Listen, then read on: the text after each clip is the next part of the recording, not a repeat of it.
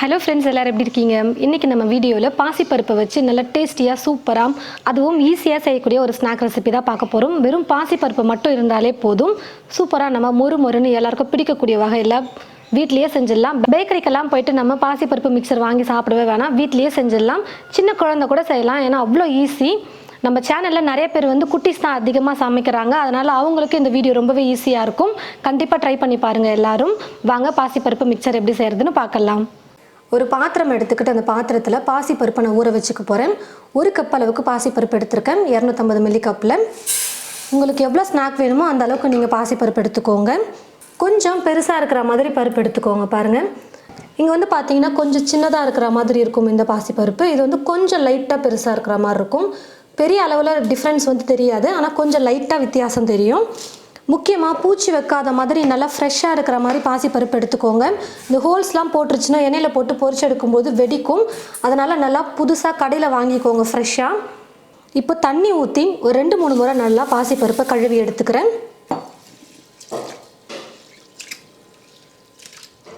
பருப்பு நல்லா கழுவி எடுத்ததுக்கப்புறமா தண்ணி சேர்த்து நான் ஊற வச்சுக்கிறேன்.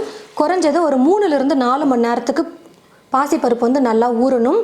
நல்லா ஊறினா தான் சாப்பிட்றதுக்கு ஸ்நாக் நல்லா கிறிஸ்பியாக இருக்கும். 4 மணி நேரத்துக்கு பாசிப்பருப்பு நல்லா ஊறட்டும். பாருங்கள் ஃப்ரெண்ட்ஸ், பாசிப்பருப்பை ஒரு 3 மணி நேரத்துக்கு நல்லா நான் ஊற வச்சுக்கிட்டேன். குறைஞ்சது 3-4 மணி நேரம் நம்ம தண்ணியில் நல்லா ஊற வச்சுக்கணும்.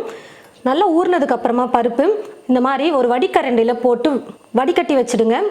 இந்த வடிகரண்டிலே பாசிப்பருப்பை ஒரு 2-3 நிமிஷத்துக்கு அப்படியே விட்டுருங்க. தண்ணி நல்லா இந்த மாதிரி ட்ரை ஆனதுக்கப்புறமா ஒரு துணியில் போட்டுக்கலாம். ஒரு காட்டன் துணி எடுத்துக்கோங்க. இந்த காட்டன் துணியில் பாசிப்பருப்பை ஃபுல்லாக நல்லா பரப்பி விட்டுட்டு நல்லா ட்ரை பண்ணிக்கணும். தண்ணி கொஞ்சம் கூட இருக்கக்கூடாது. ஈரப்பதம் இருந்ததுன்னா எண்ணெயில் போட்டு நம்ம பொரிக்கும் போது வெடிக்க ஆரம்பிச்சிரும். நல்லா தண்ணி ட்ரை ஆகிற மாதிரி நம்ம காய வச்சு எடுத்துக்கலாம். குறைஞ்சது ஒரு அரை மணி நேரம் இல்லைனா 1 மணி நேரத்துக்கு அப்படியே விட்டுருங்க.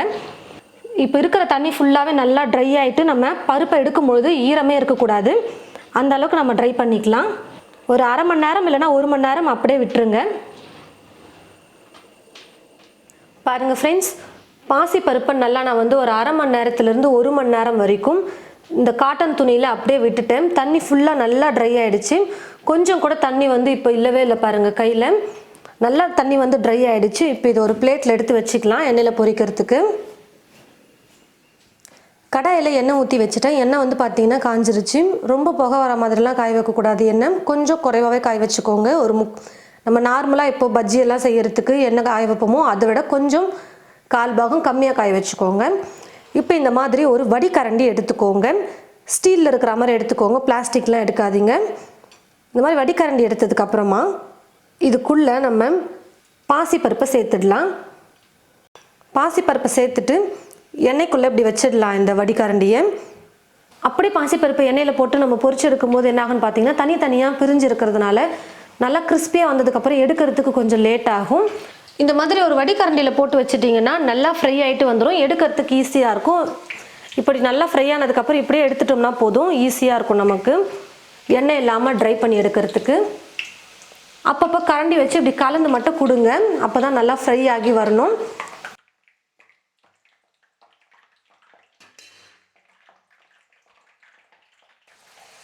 ஸ்டவ்வை ஃபுல்லாக வச்சுக்காதீங்க, கொஞ்சம் லைட்டாக குறைச்சி வச்சுட்டே குக் பண்ணிக்கலாம். அப்போ தான் பாசிப்பருப்பு நல்லா வெந்து சூப்பராக வரும், கிறிஸ்பியாக இருக்கும் சாப்பிட்றதுக்கு.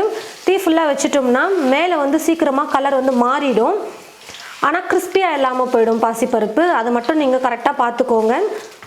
அதுக்காக ரொம்பவும் நீங்கள் ஸ்டவ்வை குறைச்சி வச்சிடாதீங்க, எண்ணெய் அதிகமாக குடிச்சிடுற மாதிரி ஆகிடும். இப்போ பாசிப்பருப்பு நல்லா வறுப்பட்டு வந்துருச்சு. கலர் பார்த்தீங்கன்னா கொஞ்சம் லைட்டாக மாறி இருக்கிற மாதிரி தெரியும். நம்ம சேர்க்கும் போது இருந்த கலரை விட இப்போ வறுப்பட்டதுக்கு அப்புறமா இருக்கிற கலர் கொஞ்சம் லைட்டாக சேஞ்ச் ஆகிருக்கும். அது மட்டும் இல்லாமல் இந்த மாதிரி நல்லா கலகலன்னு சவுண்டும் வரும். பாருங்கள், இந்த மாதிரி இப்போ நம்ம எடுத்துடலாம். ஒரு டிஷ்யூ பேப்பரில் போட்டு வச்சுடுங்க, அப்போ தான் எக்ஸ்ட்ரா இருக்கிற எண்ணெய்லாம் நல்லா ட்ரை ஆகும். இப்போ இதே போல் மீதி இருக்கிற பாசிப்பருப்பையும் இந்த வடிகரண்டியில் போட்டு நான் ஃப்ரை பண்ணி எடுத்துக்கிறேன். பாருங்கள் ஃப்ரெண்ட்ஸ், பாசிப்பருப்பை நான் எல்லாத்தையுமே ஃப்ரை பண்ணி எடுத்துக்கிட்டேன். இப்போ பார்த்தீங்கன்னா எண்ணெய் நல்லாவே இதில் இருக்கும். ஸ்நாக் எண்ணெய் இல்லாமல் சாப்பிட்றதுக்கு ஃபஸ்ட்டு இப்போ என்ன பண்ணணும்னு பார்த்தீங்கன்னா ஒரு டிஷ்யூ பேப்பர் எடுத்துக்கோங்க, அப்படி இல்லைனா ஒரு காட்டன் துணி கூட எடுத்துக்கோங்க. நல்லா தண்ணி எண்ணெய் இழுக்கிற மாதிரி காட்டன் துணி நல்லா எடுத்துக்கோங்க சாஃப்டாக. நான் வந்து இப்போ டிஷ்யூ பேப்பரே போட்டுக்கிறேன். டிஷ்யூ பேப்பர் போட்டு இந்த மாதிரி நல்லா நம்ம மிக்ஸ் பண்ணும்பொழுது எண்ணெய் பாருங்கள் ஃபுல்லாக வந்துருச்சு. அப்போ நம்ம ஸ்நாக்ஸ் சாப்பிடும்போது எண்ணெயே இல்லாமல் இருக்கும். எப்போவுமே இந்த மாதிரி நீங்கள் ஃப்ரை பண்ணி எடுக்கும்போது பருப்பு வகைகளை இந்த மாதிரி ட்ரை பண்ணுங்கள். எண்ணெய் இல்லாமல் இருக்கும் சாப்பிட்றதுக்கு சூப்பராக. பாருங்கள் ஃப்ரெண்ட்ஸ், கொஞ்சம் கூட எண்ணெயே இல்லாத மாதிரி நல்லா நான் வந்து டிஷ்யூ பேப்பர் யூஸ் பண்ணி தொடச்சி எடுத்துட்டேன். சூப்பராக நமக்கு ஸ்நாக் கிடச்சிருச்சு. எண்ணெய் இல்லாமல் சாப்பிட்றதுக்கு நல்லாயிருக்கும். இந்த டிப்ஸை நீங்கள் ஃபாலோ பண்ணிக்கோங்க. இப்போ இது கூட உப்பு கொஞ்சமாக சேர்த்துக்கலாம். கூடவே காரத்துக்கு உங்களுக்கு எவ்வளோ மிளகாய்த்தூள் வேணுமோ அதை சேர்த்துக்கோங்க. மிளகாய்த்தூள் பிடிக்கலன்னா நீங்கள் சாட் மசாலா இருந்தால் சாட் மசாலா கூட சேர்த்துக்கோங்க. நல்லா காரமாக சாப்பிட்ணுன்னா 1/4 ஸ்பூன் சேர்த்துக்கோங்க. நான் வந்து இப்போ 1/4 ஸ்பூனுக்கும் கொஞ்சம் குறைவாகவே சேர்த்துக்கிறேன். இப்போ ரெண்டையும் சேர்த்து நல்லா கலந்து கொடுத்துடலாம்.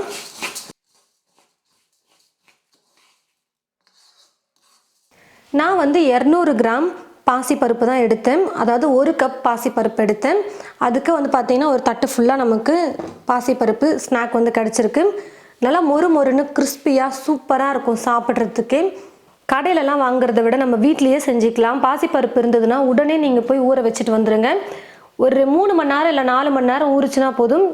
நல்லா ட்ரை பண்ணிவிட்டு எண்ணெயில் போட்டு பொரிச்சு எடுத்துட்டோம்னா முடிஞ்சது. நல்லா சூப்பராக கிறிஸ்பியாக ஒரு ஸ்நாக் ரெடி ஆகிடும். நல்லா ஹெல்த்தியான ஒரு ஸ்நாக்கும் கூட. நீங்களும் இது போல் உங்களோட வீட்டில் ட்ரை பண்ணி பார்த்துட்டு எப்படி இருக்குன்னு மறக்காம கமெண்ட் பாக்ஸில் வந்து கமெண்ட் பண்ணுங்கள். இந்த வீடியோவை மற்றவங்களுக்கும் ஷேர் பண்ணுங்கள். இது போல் நிறைய ரெசிபீஸ் பார்க்க தமிழ் ஃபுட் மசாலா சேனலை மறக்காமல் சப்ஸ்கிரைப் பண்ணிக்கோங்க. கூடவே பக்கத்தில் இருக்கிற பெல் ஐக்கானை கிளிக் பண்ண மறந்துடாதீங்க. தேங்க்யூ.